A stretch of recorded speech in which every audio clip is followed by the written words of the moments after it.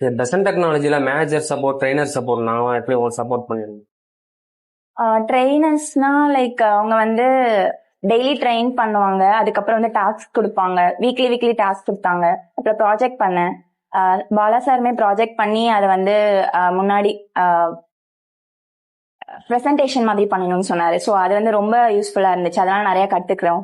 அதுக்கப்புறம் பிளேஸ்மெண்ட் சப்போர்ட்டுக்கு வந்து நாக்ரி லிங்க்டின்லாம் அப்டேட் பண்றதுக்கு போய் பாலா சார்ட்ட போய் பார்த்து அவர் வந்து இன்புட்ஸ் கொடுத்து அதெல்லாம் அப்டேட் பண்ணேன். உங்களுக்கு பெசன்ட் டெக்னாலஜி எப்படி தெரியும்?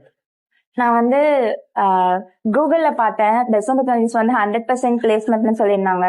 அதுக்கப்புறம் என்னோட ஸ்கூல் ஃப்ரெண்ட் வந்து ஒருத்தவங்க பெசன்ட் டெக்னாலஜிஸ்ல கோர்ஸ் பண்றேன்னு சொன்னாங்க.